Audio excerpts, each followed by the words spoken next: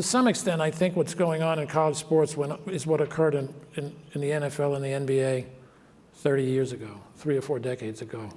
An enormous escalation of revenue. In college sports, I see some numbers. The Knight Commission put out some numbers recently saying that between 2005 and 2020, the revenue of the schools in the Power 5 conferences going from $570 million to $3 billion almost. A five-fold increase. Same thing happened in the NFL between 1970 and 1990. Television revenue in the NFL in 1970 was $120 million. By 1990, my first year as commissioner, it was $1 billion. When you have that kind of a change in the economics, you have to, I think that history tells us you have to rethink the athlete experience. That's what happened in the NBA and the NFL. David Stern rethought it in the early 80s before we did in the NFL. You're saying like free agency? Yeah, so for decades in the NFL and the NBA and the other professional sports, we need a reserve clause. We can't have free agency. It'll destroy the game. It'll destroy competitive balance. We can't have a salary cap. You can always cheat on a salary cap. Well, guess what? We have all of those things now, and the leagues are prospering better than ever. Hello and welcome to this week's episode of SBJ's On Stage. I'm your host, Taylor Bloom. Today we're doing something special. We're going deeper into the SBJ archives than ever before, back to 2016 at the Intercollegiate Athletics Forum, for a conversation with Paul Tagliabue, the former commissioner of the NFL. Tagliabue served as commissioner from 1989 to 2006, guiding the league through an era of expansion, crisis, and innovation. In this interview with SBJ's publisher and executive editor, Madkour, he reflects on leadership, governance, and the evolving role of sports in society. As you listen, remember, this was nearly a decade ago. What makes it so compelling is how much of what Tagliabue discusses still resonates today, and how some of the issues he addressed have evolved dramatically. It's a powerful reminder of why looking back is so important for plotting our path forward. Let's go on stage. Paul Tagliabue, as Jim pointed, one of the great leaders in sports over the last few decades. And Paul, it's great to have you with us today. And I know this college sports is an issue that you're fascinated in, but you're also a college athlete. Well, that's a long time ago. You were, though. What Abe's referring to, I told him that in the fall of 1957, I was heavily recruited by North Carolina Tar Heels to play basketball. The prior year, they were 32-0, having beaten Kansas with Will Chamberlain in triple overtime in one of the great NCAA finals, and I was maybe the #1 recruit in the New York area. That was the high point of my career. Everything was downhill from there. But I didn't go to Carolina. I went to Georgetown, and I held the rebounding records until a few of the professionals like Patrick Ewing came along. We had a great, but your parents said no to North Carolina, you're going to Georgetown, right? Yeah, they said go to Georgetown if you want to get an education, go to NYU if you want to get an education. We lived in New Jersey. Mm-hmm. So I had a lot of choices in addition to Carolina and ended up at Georgetown. And of course, you're still very closely associated with Georgetown. You're a member of the Knight Commission. As role as NFL commissioner, you certainly had a relationship with the college game and the college sports. So you bring a real perspective here. And I really welcome your questions. So ask them of Paul, and I will ask them once I see them on the iPad. But what, as you look from your vantage point, do you see concerns you about college sports circa 2016? Well, you use the word concerns. I think there's a lot that's great about college sports. I'm a huge believer in college sports, and always have been, going back 60 years, which 60 years says maybe two things. Number one, what I have to say is irrelevant. Number two is that I got a lot of experience and maybe it's relevant. But, the way I see college sports, I think college sports from a business standpoint, let's say, but maybe overall, is at a real crossroads. And the crossroads that I see comes from several different things. Number one is the economics of higher education generally. Number two is the economics of college sports, which includes escalating revenues in some cases, escalating expenses, and a lot of revenue disparities in different parts of the universe. And the third thing is the evolution, I would call it, of higher education. And some of that is driven by technology. Some of it's driven by, what kinds of skills do young people need in the current job marketplace.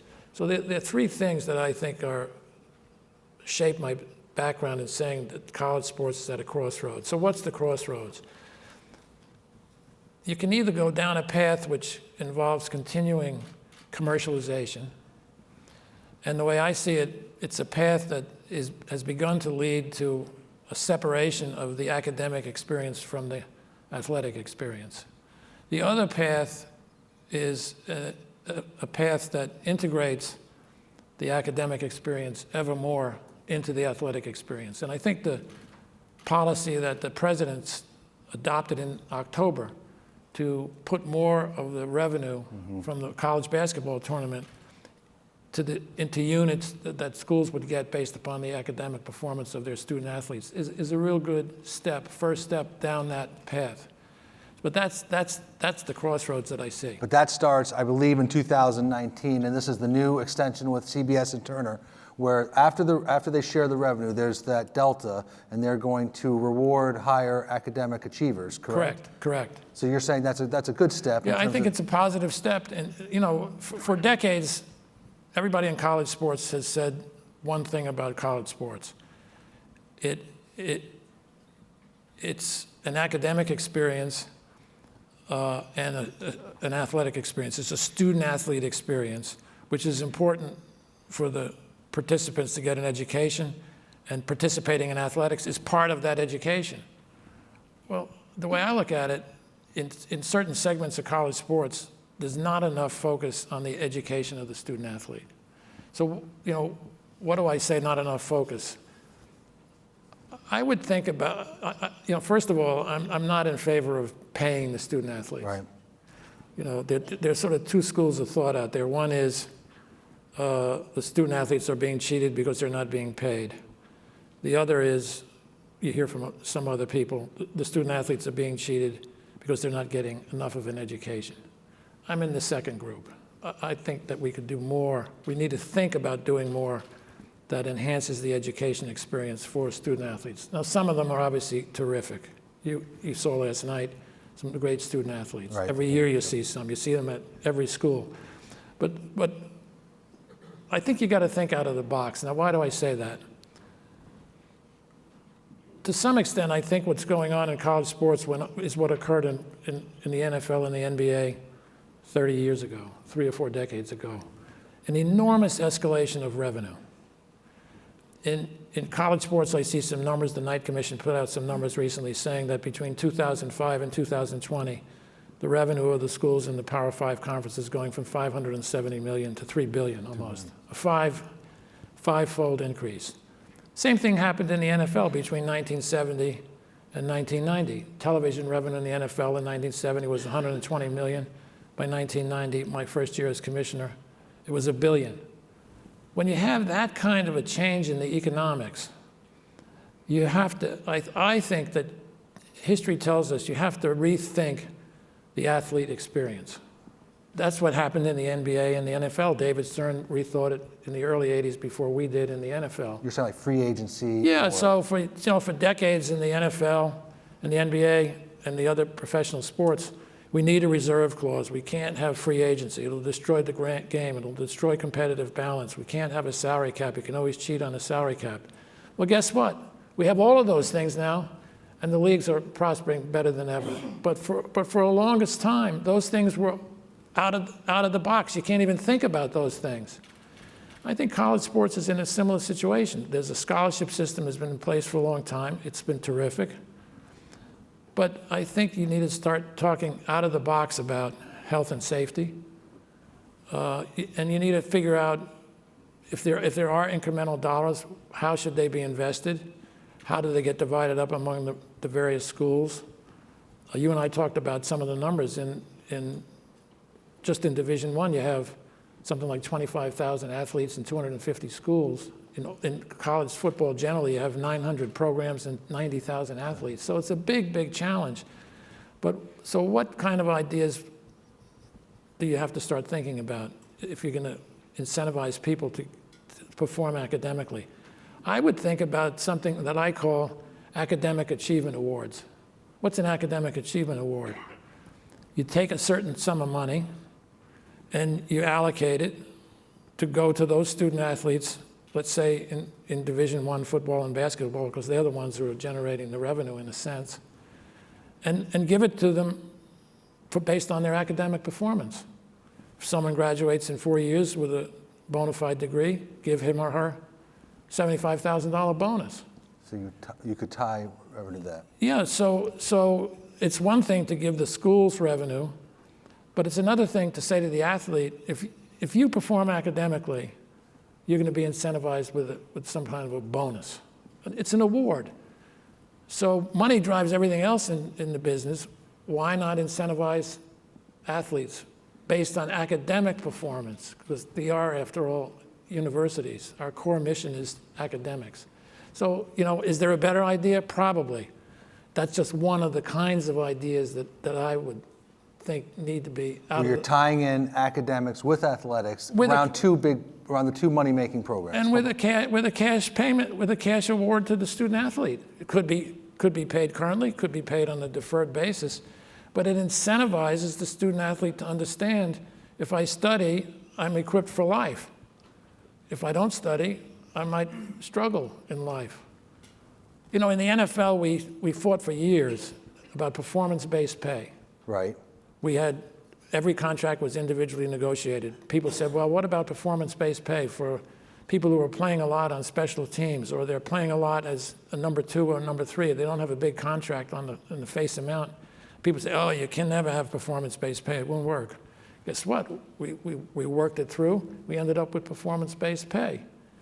So I think you can't just think in small terms when you have this huge change in the economics. And do you potentially see that where the, and I just lost my train of thought, so you got it, but you were talking about the, well, where was I going with that? Yes. You like that? That's a good, so, but the students, athletes, who is the catalyst for this change though, Paul? I mean, who can make this happen? Will it be the presidents? Would it be the NCAA? Well, I think the president's provided some very good, serious leadership on this most recent initiative that we've talked about. Bud Peterson is the president, I think, or the chair of one of the NCAA governing committees. He's on the Knight Commission. So I think it has to start with the presidents. But I think you sort of have to think about the previously unthinkable.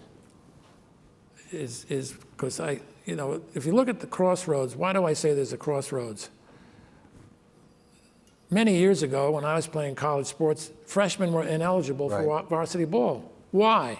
The theory was your first year is to focus on academics, and you get your feet on the ground. The freshman year in college is a big difference from high school, so you're ineligible as a freshman. Today we have the opposite system. We've got one and done. It's about as far away from freshman ineligibility as you can get. From what I understand about high school basketball, it's no longer integrated with your high school. In a lot of cases, it's an AAU enterprise. So we're separating sports from academics. And I think if you don't do something dramatic to push academics back into athletics, the trend will continue in a way that's not positive. And to be fair, one and done is largely an MBA. Largely Players an Association. MBA is a small thing, but it's what they call a canary in the coal mine. Right. So you're definitely a proponent of big thinking, trying to just think differently in terms of the approach here. Yes, and I think that if you don't do your own big thinking, someone else is going to do it for you. Right. I was just on a panel with the athletic director from Villanova, 24 sports, 23 lose money. You're at Georgetown, I think you have 29 sports? 29 sports. I mean, aren't you worried about the future of some of these Olympic sports with this current economic model, where there'll be no potentially disbursements from the academic side, from the institutional side? I'm worried about the non-Olympic sports as well. Right. I mean, you mentioned Villanova. I just had a short conversation with Val Ackerman about the Big East. At Georgetown, we have 29 teams, men and women. We have costs in athletics of about $40 million, and our revenue is half that. Your revenue is 20. Our revenue is 20, and that includes philanthropy. So if you look at our numbers, for every dollar we spend, we get 50 cents out of revenue. 25 cents of that is philanthropy. 25 cents of that is from events. And we subsidize the other 50 cents of every dollar. That's not a sustainable model as expenses grow. And expenses are growing because there's more emphasis on psychological counseling. There's more emphasis on health and safety. There's more emphasis on outstanding coaches, and that doesn't even include facilities. This is just operating expenses. So I know the difference between gross revenue and net revenue. And when I say there's an increase in revenue from 570 million to almost 3 billion in certain conferences, I know that's gross revenue, and there are a lot of expenses for some very good purposes. So you have to look at net revenue. I don't know how much net revenue there is, but if there are net dollars, I think there are additional ways that need to be discussed to invest those in the academic performance of the athletes. But, the other context is this. I'm looking at some numbers here which the president of Georgetown shared with me. In 1975, 80% of the institutions in the United States are public institutions, 20% are private. In 1975, 60% of the cost of the public institutions was supported from state tax funds. 65%. 60 to 65% right. In 1975. Today it's 30%. In some schools it's gone from 50 or 60% down to 15%. So I'm not here saying there's a lot of additional money to spend. Everyone's under tremendous cost pressures. But what that means is you got to think harder about what you invest your dollars in. And I think that requires some out-of-the-box thinking. But you were also part of a league where revenue, you understand the need for revenue. So a lot of the things you're saying here is maybe the decision to forego revenue for the greater good. That's a tough decision to make. Well, I'm not saying forego revenue. We are academic institutions, after all. The NFL is not an academic institution, True. Nor is the NBA. We like to have players conduct themselves, and we're going to talk about this in a minute. We'd like to have players conduct themselves responsibly and maturely, and we've even had degree completion programs of various kinds. But it's a commercial enterprise. It's a profit and loss business. It's a private sector business. That's not what academic institutions are. They are subsidized by philanthropy, especially in the private sector, and they're subsidized by taxes in the public sector. That's completely different from the traditional commercial enterprise.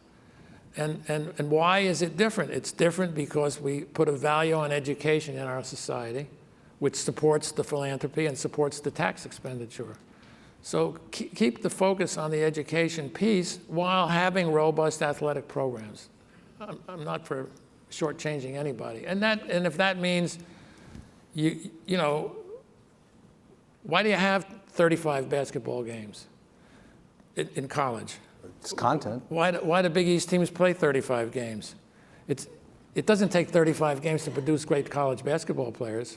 Elgin Baylor didn't play 35 games. Oscar Robertson didn't play 35 games. They played 18 or 20, and they're pretty good basketball players. I'm sure the networks like 35 games. I'm sure they do, but is that something that means, so what's another idea?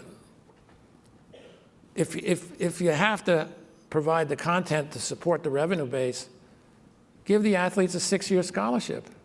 Let him or her play for 3 or 4 years of eligibility and guarantee 2 more years of academic support, full scholarship, provided they perform academically either at your institution or at some other institution where there are transferable credits. So the young person gets at least 2 years to perform academically without the burden of practicing 6 or 8 months of the year. I think that would enhance some academic performance because these people are highly motivated. One thing we know about athletes is they're motivated. Give them the chance and they'll perform. Incentivize them and they'll perform. You mentioned, Paul, athletes as advocates. Are you surprised by the recent run of advocacy in 2016? What does it lead to, and could it lead to actual change? Well, one would hope so, because I think that these young men and women have experiences that are worth listening to. I think Adam Silver has been very articulate in talking about some of the NBA players who spoke out on gun violence and things like that. I think that Ben Watson, for one, and Chris Long, for another, have been very thoughtful in talking about community issues, whether it's in Ferguson, whether it's in Baltimore, whether it's in other parts of the country. And there's so many good examples that I think need to be talked about more. There's the controversial examples. Okay, I don't want to kneel or stand during the national anthem. Well, Steve Ross has said that starts a conversation that needs to be started in our society. And Steve, I think, is doing a lot with his RISE initiative. But I think there's an opportunity. I was with the Baltimore Ravens people on Sunday. There's an opportunity for these athletes to unify, to bring people together, which is something they can do. And you and I talked earlier about Aeneas Williams, Hall of Famer, played in the NFL for 14 years. What's he doing now? He's a minister in Ferguson, Missouri. And what does he say about his role in the community? I can read it to you, because I think it's a classic example of where these athletes are playing a role and can continue to play a big role. Aeneas Williams, Hall of Famer. We don't take sides. We come down the middle and bring sides together. What's key for us in this community is a dialogue that's inclusive of all sides, where the public is given the continued opportunity to listen to answers to questions such as, what is it like to be a police officer in Ferguson? Chris Long said the same thing. Don't condemn someone who speaks out. Recognize that he or she's got a bona fide interest in society, but listen and unify. So to me, that's the emphasis. And I was, like I said, I was at a Ravens game on Sunday with Dick Cass, the president. Right. They do a lot of counseling with their players. So they've ended up with a lot of the players involved in difficult community and societal issues in very constructive ways. I think there are many good examples that we should be encouraging and supporting. We talked a lot this morning about diversity in sports, intercollegiate sports specifically, Paul. You as the architect behind the Rooney Rule at the NFL, they haven't done a Rooney Rule, they've done a pledge. Mark Emmert said it was the best they could do considering state laws. But do you think a pledge can work? And has the Rooney Rule done as much as you had hoped it would? I don't think it's done as much as anyone hoped it would, because I think that there's still a long way to go in terms of, I don't use the term diversity as much as I use the term merit. I think the Rooney Rule is designed for merit to be recognized and to rise to the top. And that's a hard thing in a league. It's a hard thing in society. Colin Powell talked about how difficult it was in the U.S. Army to have a system where everyone who's got talent is recognized. And so from my perspective, the Rooney Rule involved three things. Number one was the rule. Number two was resources that supported the rule. And number three was respect among the people who were involved in the process. Okay. And I think that the respect in the process comes from Cyrus Mehri and John Wooten, who monitor, for the Fritz Pollard Alliance, monitor the Rooney Rule's application in the NFL. So what do I mean about resources? You've got to enable coaches, assistant coaches and coordinators, or men and women who are looking for executive positions, to get access to training programs that tell them what it takes to perform at the next level. So how do you do that? We had programs at the Stanford Business School for executives, men and women. We had seminars and symposiums for coaches, coordinators. If you're a defensive line coach in the NFL or an offensive line coach, you don't have occasion to deal with the salary cap. If you're the head coach, you better understand the salary cap, because your owner's going to be talking to you about this guy versus that guy, and cash this year versus cap count that year. So you have to have programs that educate people, and they have to be open to a diverse group of people. The college issue is a lot more complicated. There are a lot more schools, right, a lot more conferences. Accountability is difficult, but I do think that there's an opportunity for more focus on the pipeline and investing resources in initiatives that create talent in the pipeline, both for coaching positions and for executive positions. Training, education. Because if you don't do that, then you're forcing people to go through the motions, and you're destined to fail. If you develop the pipeline, you're creating an environment where people can succeed. Do you ever see a need for a developmental league?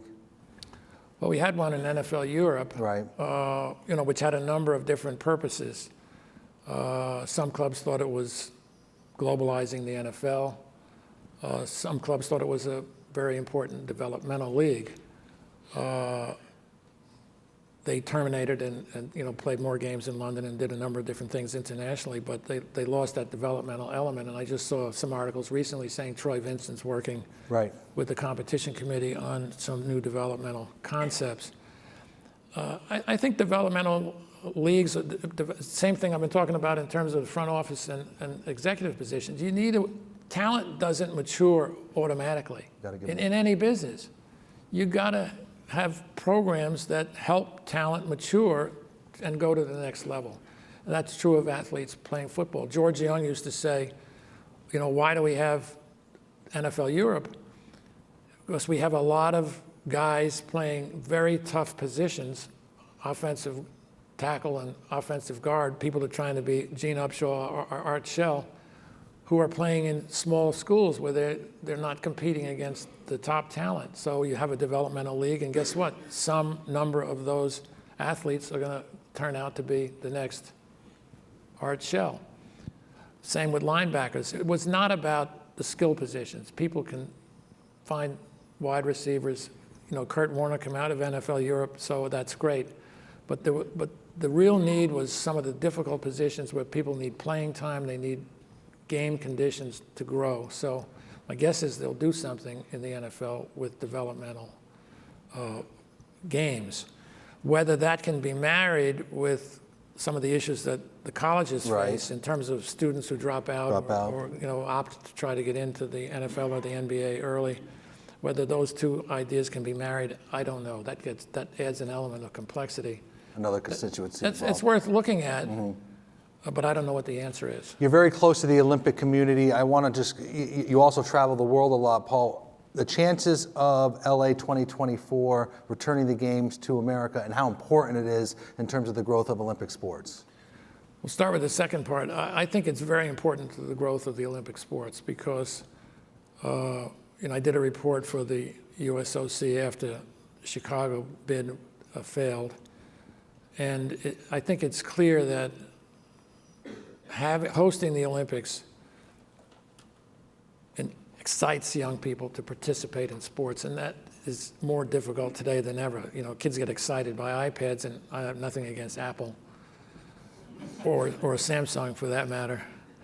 But I'd like to see, them kicking balls rather than clicking tablets. So I think the Olympics play a big role in that. And in Chicago, they had some great plans to take some of the sponsors of the Chicago Olympics and run Olympic sports throughout the state of Illinois. The Paralympics are another issue that need funding.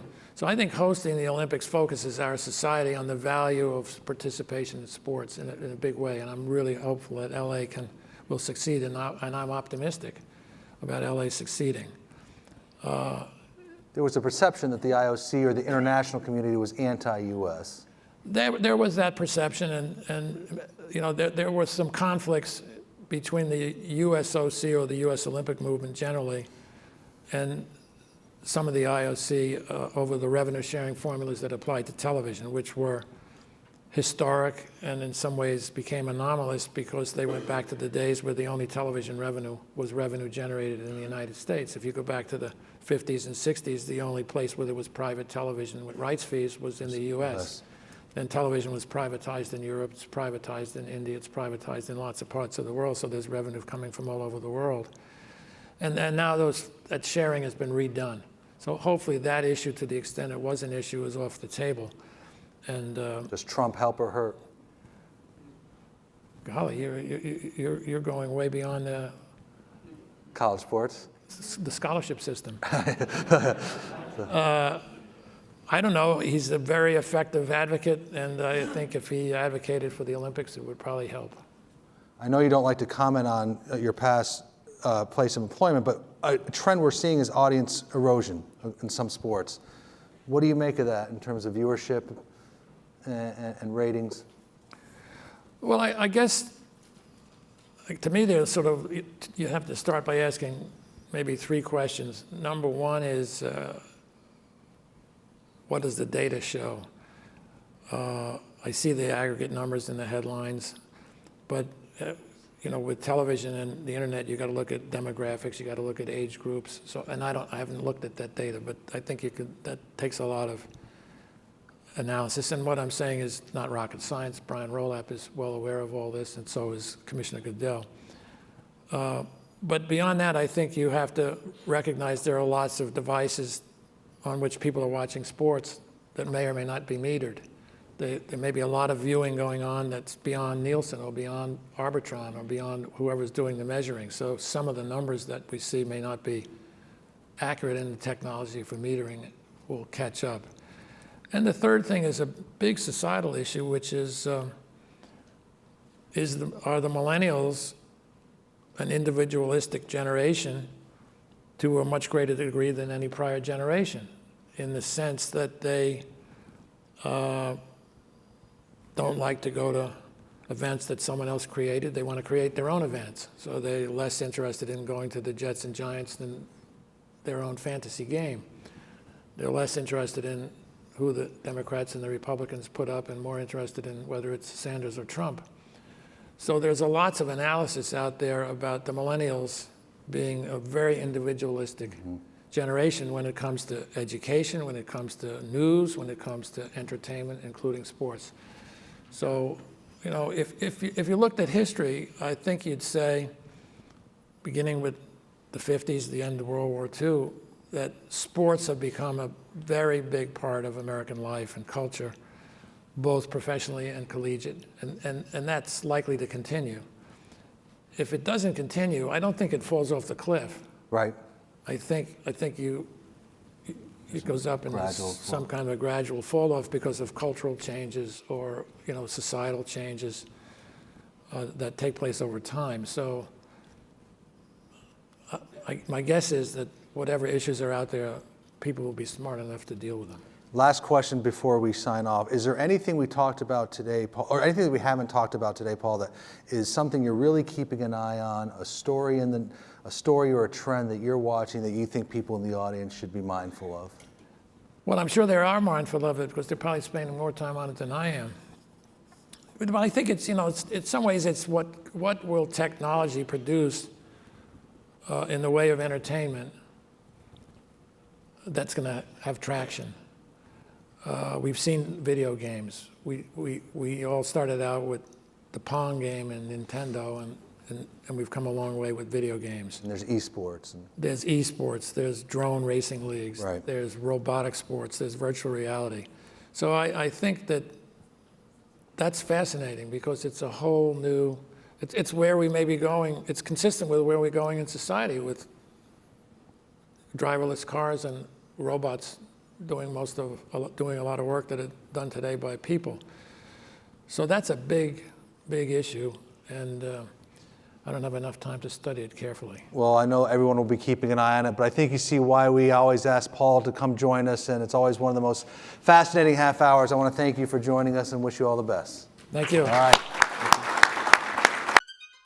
Thanks for listening to this episode of On Stage. This conversation with Paul Tagliabue is proof of why we bring SBJ's archives back to life. The challenges may look different today, but the leadership lessons and the perspective of where we've come from are as valuable as ever. Here's a closing thought starter. When you look at your own organization, are you taking the time to reflect on history as you shape your future? I'd love to hear your thoughts. Send me a note at tbloom@sportsbusinessjournal.com. We'll be back next week with another exclusive conversation from a leader shaping the business of sports. Until then, stay tuned and stay ahead. This is On Stage.